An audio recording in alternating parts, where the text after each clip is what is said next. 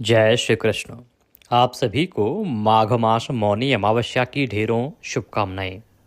प्रिय दर्शकों, आज की इस वीडियो में हम बात करेंगे कि मौनी अमावस्या पर ग्रहण है या नहीं। आपके बहुत सारे प्रश्न, बहुत सारे कमेंट्स आ रहे हैं। बहुत से दर्शक आप में से जो हैं वो व्हाट्सएप के माध्यम से भी पूछ रहे हैं कि पंडित जी, ग्रहण को लेके बड़ी खबरें आ रही हैं, बहुत सारे वीडियो प्रचलित हो रहे हैं कि मौनी अमावस्या पर 18 जनवरी को ग्रहण होने जा रहा है। तो इसकी सत्यता क्या है, पंचांग क्या कहते हैं, ग्रहण होगा या नहीं होगा, और अगर ग्रहण है तो हमें क्या सावधानी बरतनी चाहिए, कैसे इस दिन को हमें व्यतीत करना चाहिए और किन नियमों का हमें पालन करना चाहिए। कुछ एक प्रश्न जो गर्भवती माताएं बहनें हैं उनकी तरफ से भी है कि गर्भवती माताओं बहनों को क्या ध्यान रखना चाहिए। वो थोड़ा चिंतित हैं इसको लेके कि ग्रहण से किसी प्रकार का नुकसान तो नहीं होगा। तो आज के इस वीडियो में हम आपको बताएंगे कि ग्रहण की सत्यता क्या है, पंचांग के आधार पर तो बताएंगे ही, साथ ही जो इसके सरकारी संस्थान होते हैं खगोल विज्ञान के, जहां से हमें जानकारी प्राप्त होती है इसके विषय में, वो भी बताएंगे कि ग्रहण है या नहीं है, सरकारी संस्थानों का क्या कहना है। वहाँ से भी मैं अपनी टीम को बोलता हूँ कि वो जल्दी ही संपर्क साध के कंफर्म करें चीज़ों को। तो आइए जानकारी आरंभ करते हैं, बात करते हैं मौनी अमावस्या पर ग्रहण है या नहीं है, तो कहाँ कहाँ होगा, कैसे आपको समय व्यतीत करना चाहिए, कैसे सावधानी बरतनी चाहिए, क्या नियम आदि रहेंगे, सूतक का समय क्या रहेगा। आपसे निवेदन है कि वीडियो यदि थोड़ा सा भी उपयोगी लगे तो कृपया एक बार लाइक अवश्य कर दीजिएगा और जितना हो सके आगे शेयर कीजिए, क्योंकि ये जो कन्फ्यूज़न है ना, ये भ्रम की स्थिति बहुत सारे लोगों के बीच में है। तो इस वीडियो को देखने के बाद सबकी जो चिंताएं हैं या जो कन्फ्यूज़न है वो निश्चित रूप से दूर हो जाएगी। कारण ये है कि हम यहाँ पर ज्योतिष के आधार पर तो बताते ही हैं, साथ ही हम जो सरकारी संस्थान है ना, जो खगोल विज्ञान के विषय में बताते हैं, वहाँ से भी संपर्क साध के आपको एक पक्की रिपोर्ट के आधार पर कहते हैं कि क्या सत्यता है। ग्रहण के दुष्प्रभाव से बचने के लिए कमेंट बॉक्स में अवश्य लिखिएगा ओम नमः शिवाय या जय शिव शंकर। आप इस वीडियो के विषय में क्या सोचते हैं, अपने विचार भी अवश्य लिखिएगा। आप देख रहे हैं देवभूमि ज्योतिष संस्थान का प्रतिष्ठित यूट्यूब चैनल देवभूमि धार्मिक। हम यहाँ पर सभी व्रत और त्योहारों की सही शास्त्रीय जानकारी प्रदान करते हैं। ज्योतिष शास्त्र और पंचांग के आधार पर आपको बताते हैं कौन सी तिथि कब है, व्रत आदि कब करना है, क्या विधि है, क्या नियम है और क्या गलती नहीं करनी है।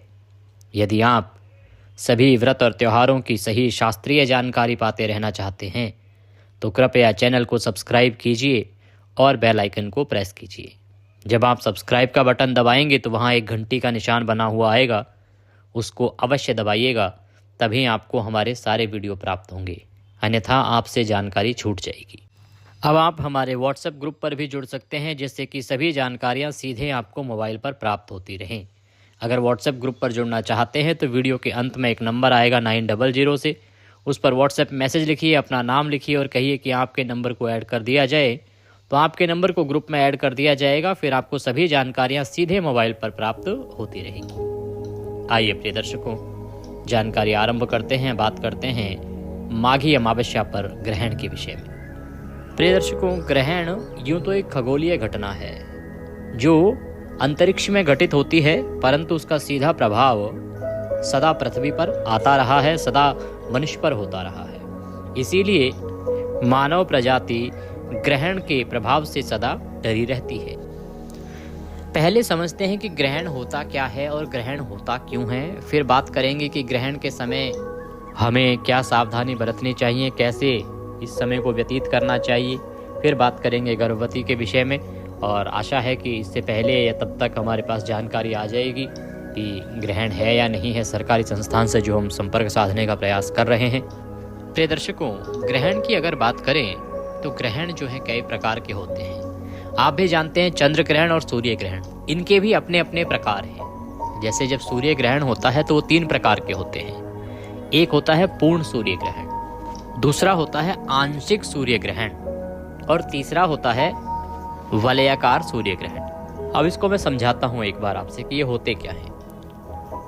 पृथ्वी सूर्य के चारों तरफ चक्कर लगाती है और चंद्रमा पृथ्वी के चारों तरफ चक्कर लगाता है। इस प्रकार से ये ग्रह घूमते रहते हैं। एक समय ऐसा आता है जब सूर्य, चंद्रमा और पृथ्वी एक ही सीध में आ जाते हैं घूमते घूमते। तो उसमें चंद्रमा जो है पृथ्वी और सूर्य के बीच में आ जाता है और इस प्रकार से आता है कि पूरी तरह से जो सूर्य का प्रकाश है उसको रोक देता है पृथ्वी पे आने से, पूर्ण रूप से सूर्य को ढक देता है। चंद्रमा पृथ्वी और सूर्य के बीच में आ जाता है, मध्य में, और पूर्ण रूप से सूर्य को ढक लेता है, तो इसे हम पूर्ण सूर्य ग्रहण कहते हैं। दूसरा होता है आंशिक सूर्य ग्रहण।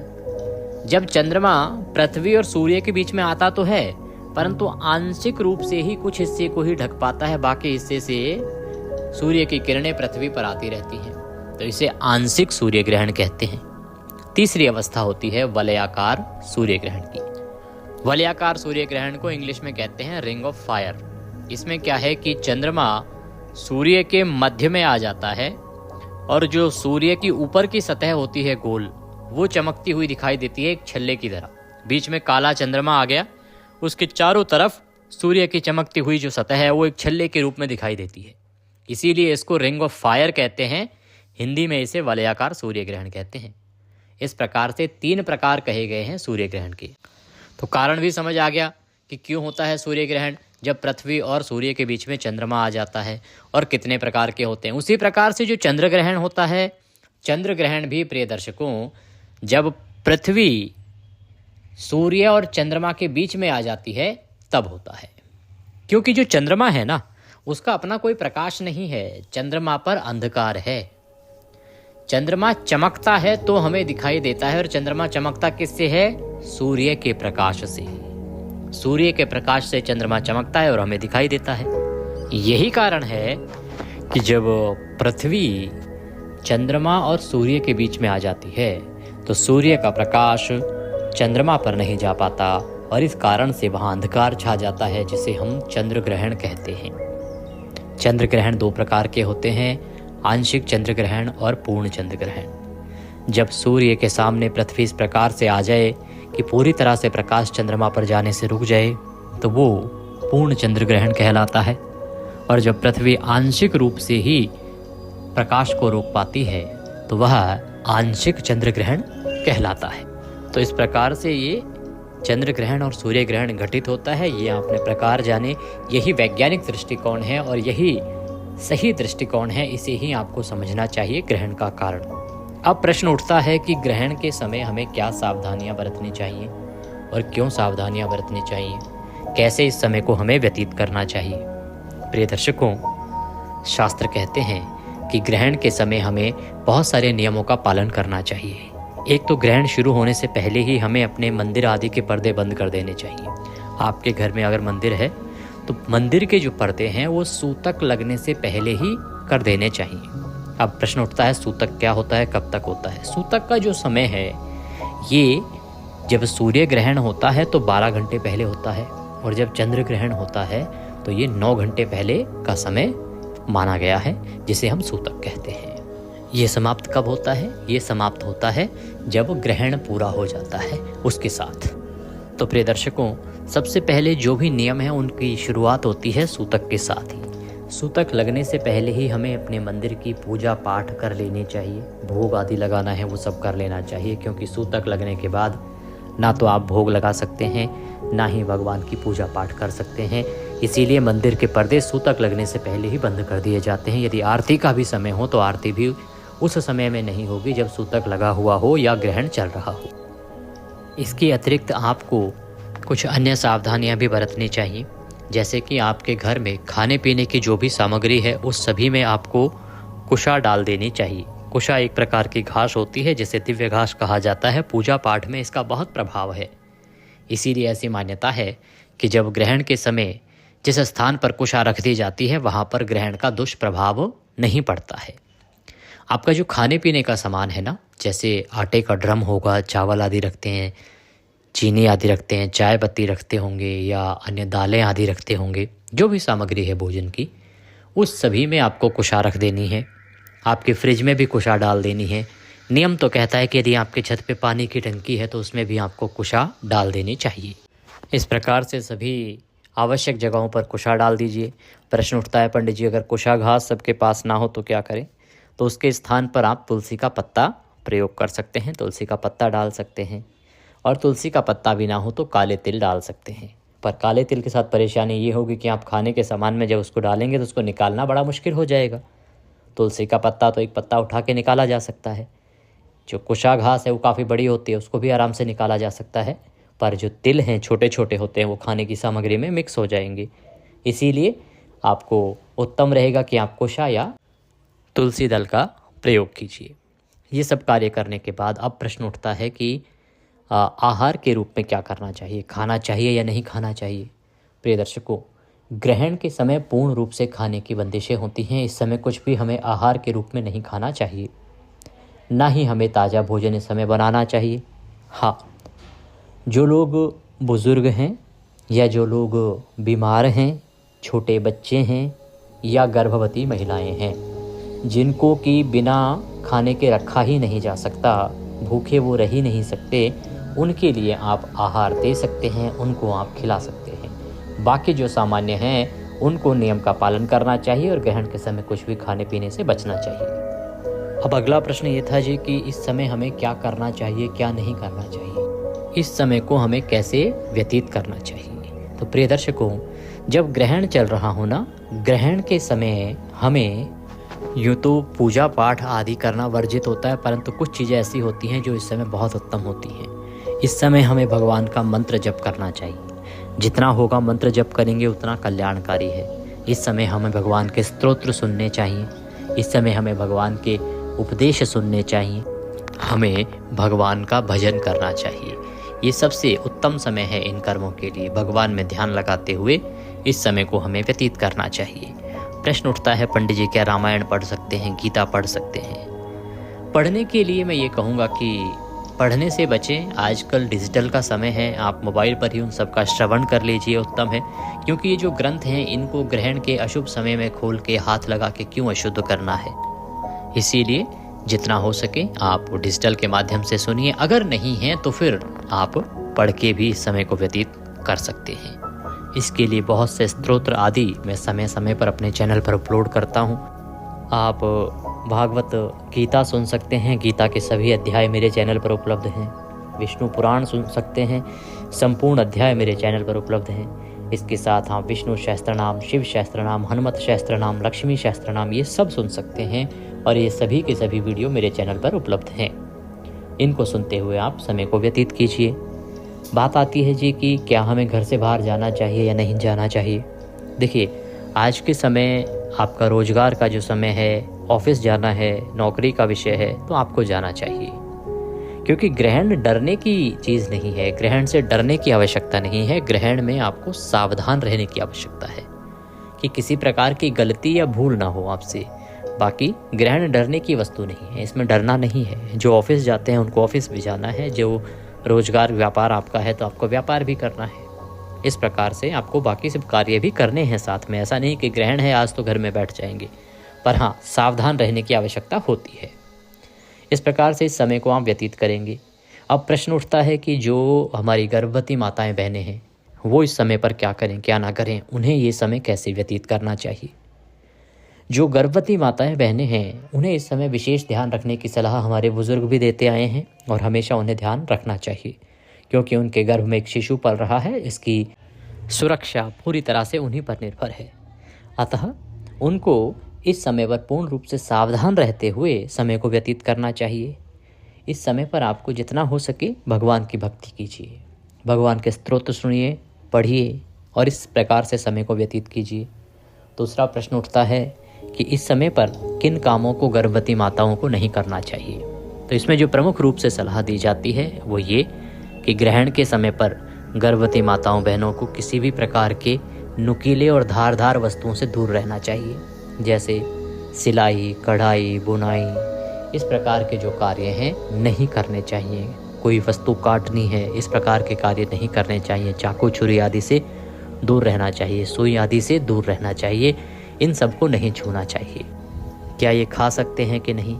देखिए, इनके आहार की बात है तो ये इनको खाना चाहिए, क्योंकि जो गर्भस्थ शिशु है ना उसको अधिक समय तक भूखा नहीं रखा जा सकता और इनके भूखे रहने का सीधा प्रभाव उस पर आता है जो गर्भस्थ शिशु है। इसीलिए जितना हो सके उतना नियम पालन कीजिए। बाकी समय पर आप आहार ले सकते हैं, पर सावधानी और शुद्धता का ध्यान रखिएगा।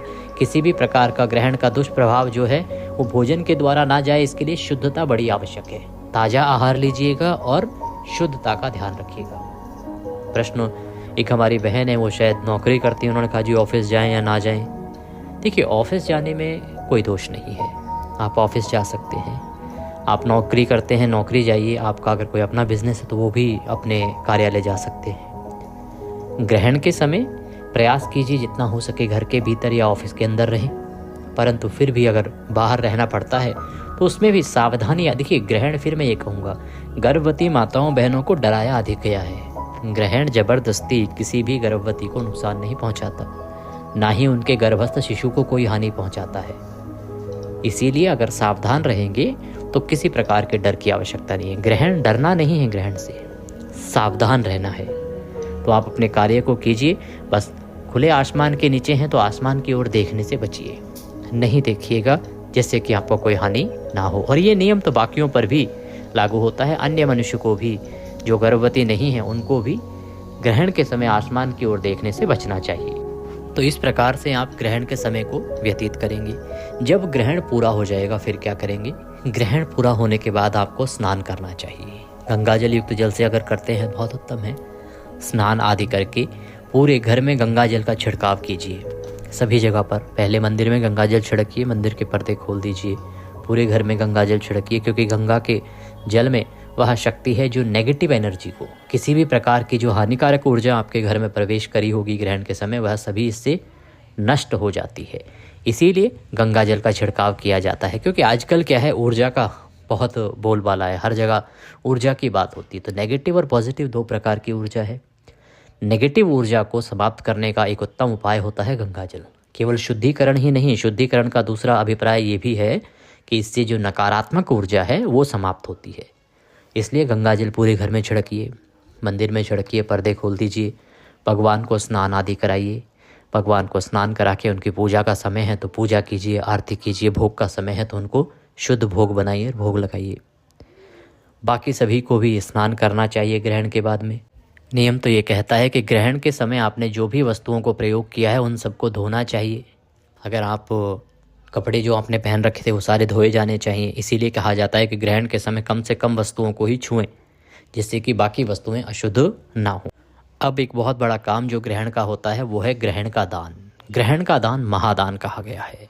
तो ग्रहण के दिन आपको दान अवश्य देना चाहिए। दान में चाहे आप किसी को पैसे दान दीजिए, चाहे आप अन्न दान दीजिए, चाहे आप जल दान दीजिए, चाहे आप वस्त्र दान दीजिए। अन्न दान और धन दान, दो दान सबसे बड़े दान हैं। ये आपको अवश्य ही करने चाहिए ग्रहण के समय पर। ग्रहण का दान महादान, क्योंकि इस समय जब ग्रहण चल रहा होता है उस समय जो आप दान देते हैं उसका पुण्य बहुत अधिक कहा है शास्त्रों में। इससे पुण्य बहुत अधिक मिलता है। ये विशेष अवसर होता है दान करने के लिए और पुण्य प्राप्त करने के लिए। इसलिए आपको अवश्य ही दान करना चाहिए।